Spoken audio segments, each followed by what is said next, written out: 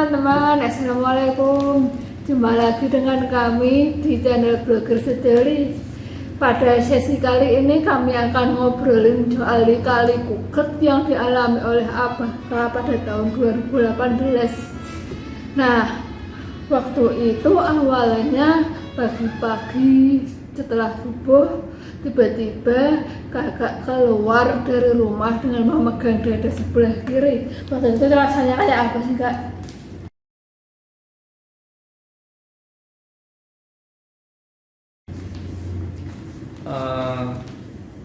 Cuma berdebar-debar sih. Jadi habis sholat subuh itu kan rasanya kok ada yang aneh kan. Nafasnya itu agak nggak panjang, jadi pendek-pendek kan nafasnya. Terus diikuti dengan debaran jantung itu yang semakin cepat. Kira-kira berapa per menitnya debaran jantungnya? Waktu itu kan langsung dibawa ke medis ya, terus dicek itu kalau nggak salah 150 kali per menit. Normalnya orang dewasa debaran jantungnya kalau nggak salah 90 sampai 120. 90 sampai 120, jadi jantungnya terus mukanya panik. Waktu itu sampai diduga ada apa dengan jantungnya. Setelah itu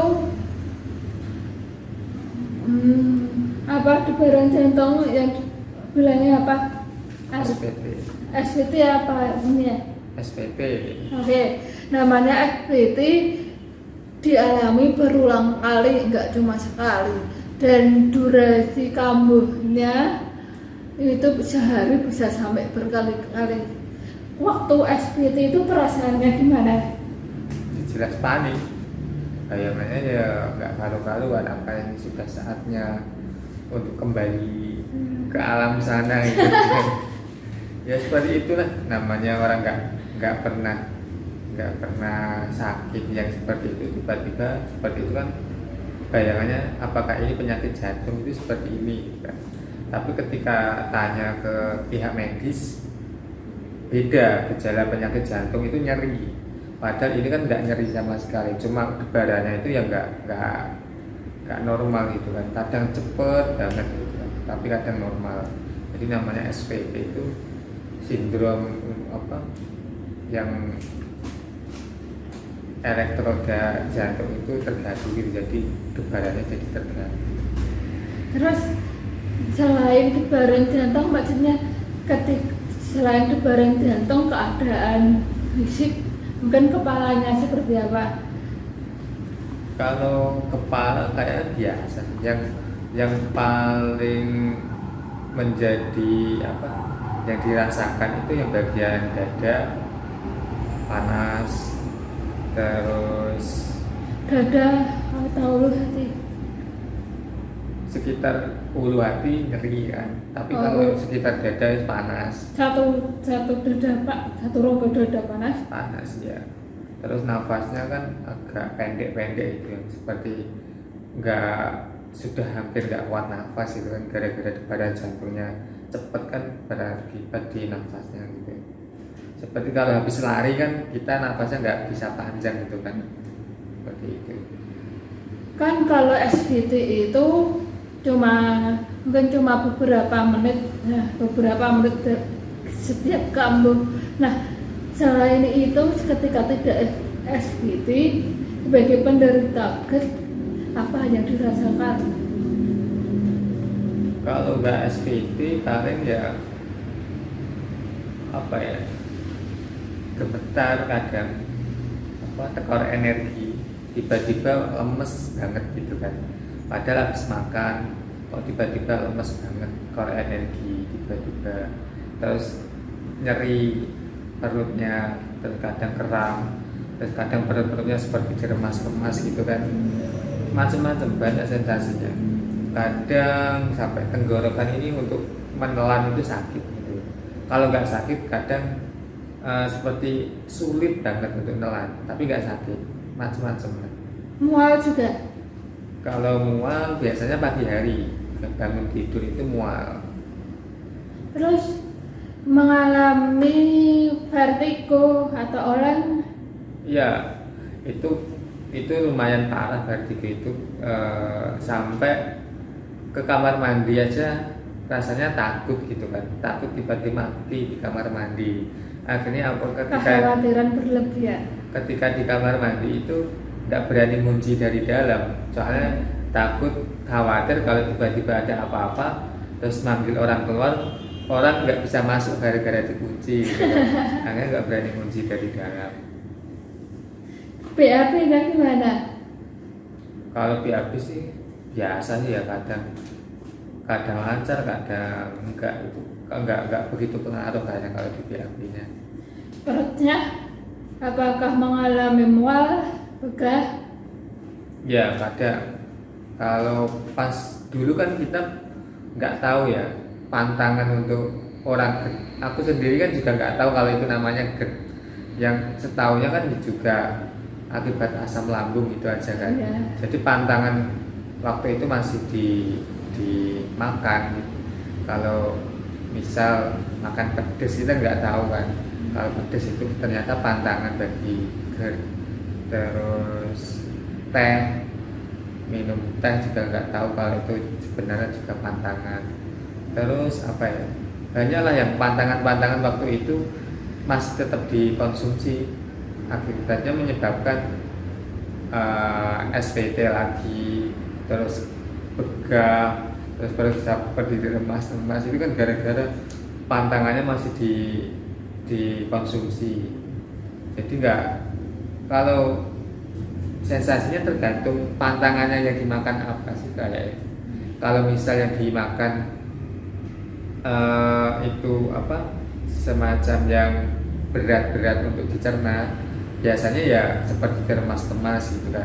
Tapi kalau yang mengandung gas yang dikonsumsi seperti teh, itu paling menyebabkan sendawa nggak habis-habis gitu kan, terus panas di dada dan begah. Itu kalau yang mengandung gas mungkin seperti itu. Jadi tergantung yang dikonsumsi.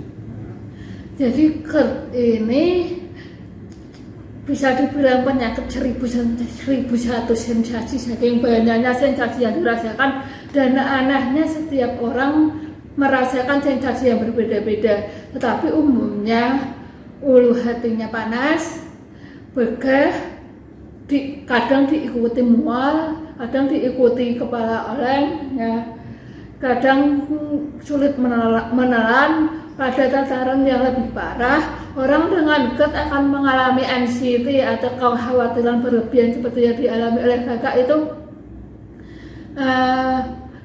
takut mati, sampai-sampai sudah membuat wasiat segala.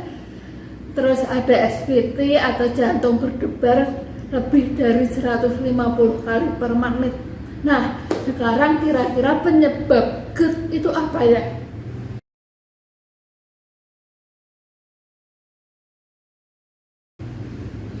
Kalau aku sendiri, ini kira-kira ya, soalnya nggak, ketika ke dokter tanya kira-kira penyebabnya penyakit ini apa, itu kan jawabannya nggak ada yang fix apa gitu kan.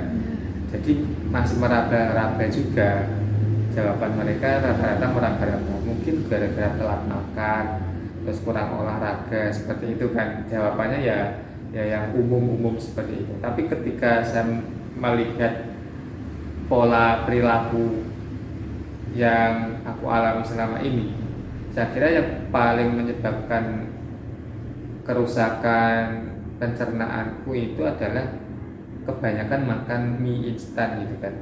Jadi dulu ketika semenjak kuliah, bangun pagi setelah subuh itu, di sana di Surabaya kan warung kopi kan 24 jam. Jadi pagi itu Mas, habis subuh itu sudah ada warung yang buka kan, soalnya 24 jam. Itu langsung ngopi, langsung sarapannya mie. Itu setiap hari. Namanya orang yang lagi di perantauan, yang cari ngirit dan instan kan, mie itu jadi menu favorit menu utama kan. Itu nggak cuma sekali dalam sehari, itu kadang sampai 2-3 kali dalam sehari. Jadi makan mie itu semacam apa ya? Ya kebutuhan dasar gitu. 3 kali sehari makan mie. Iya, kalau pas lagi males makan, nyari makan yang nasi itu sampai 3 kali. Itu belum lagi makan yang apa ya, yang roti-roti itu kan. Ketika di warung itu kan banyak ada gorengan, ada semacam kue-kue itu kan. Makanya yang seperti itu jarang. Jadi nggak terpola, makanya yang sehat itu enggak. Saya kira Kopi gimana kopi? kopi kalau dari dulu saya suka, tapi nggak begitu rutin. Paling kadang ngopi, kadang enggak gitu kan. Tapi kalau ke warungnya itu rutin setiap hari, setiap pagi, meskipun pesnya teh atau yang lainnya gitu kan, tapi itu rutin. Dan mie instan itu juga rutin gitu kan. Pola tidur bagaimana? Pola tidur waktu masih kuliah jarang tidur malam. Iya, jarang tidur malam. Jadi ketika dulu kan belum punya laptop, itu malah lebih parah. Ketika di sana ada warnet jam 9 malam sampai jam 4 pagi, jam 5 pagi itu per jamnya Rp1.000. Itu aku gunakan untuk garap tugas dan lain sebagainya malam itu. Meskipun pagi harinya terus tidur, nggak kuliah gitu kan. Itu aku alami di sana. Dan ketika sudah nikah ternyata pekerjaan juga menuntut kerja malam gitu kan. Sering begadang, akhirnya pagi baru tidur. Jadi ada 2 itu sih. Yang pertama gara-gara makanan yang gak dijaga, terutama mie instan itu yang mengandung gluten, itu sangat berpengaruh pada perusakan pencernaan. Tapi saya kira kalau nggak berlebihan nggak masalah sih. Tapi saya terlalu berlebihan, apalagi kalau waktu sudah menikah itu seringkali ngemil mie instan mentah itu dicemili gitu kan, itu parah. Misal sudah dimasakkan mie, nanti kalau lapar, kalau pas malam begadang, kamu sudah tidur kan, akhirnya yang dicemil yang mentah gitu kan, malas masak kan. Itu sudah berlaku lumayan lama gitu kan. Terus tidurnya juga gak teratur, di samping itu juga hampir gak pernah olahraga kan, karena kerjanya di depan laptop terus, akhirnya ya jarang keluar gitu. Waktu nikah atau setelah nikah itu kerja malam, bareng kopi, bareng temulan, kadang satu toples itu dimakan, seolah-olah nggak pernah merasa lapar, terus nggak nafsu makan. Kalau udah kayak gitu, pol-polnya makan mie, dan akhirnya terkena GERD. Waktu itu terkena GERD itu langsung parah, atau mungkin sebelumnya udah merasakannya? Sebenarnya sudah merasakan sih. Jadi ketika dulu, kalau masih ingat ya, ketika pulang dari Kenduren, pasti kan merasa sendawa terus gitu kan, terus rasanya SPT itu, tapi dulu nggak begitu parah kan, paling cuma sebentar gitu kan. Jadi nggak sadar kalau itu gara-gara GERD gitu kan. Waktu itu yang aku pikirkan ketika hal itu terjadi, dehidrasi, padahal itu tekor energi disebabkan oleh GERD gitu kan. Jadi sadarnya GERD itu jauh hari setelah itu, dan itu ternyata sudah lumayan parah gitu kan.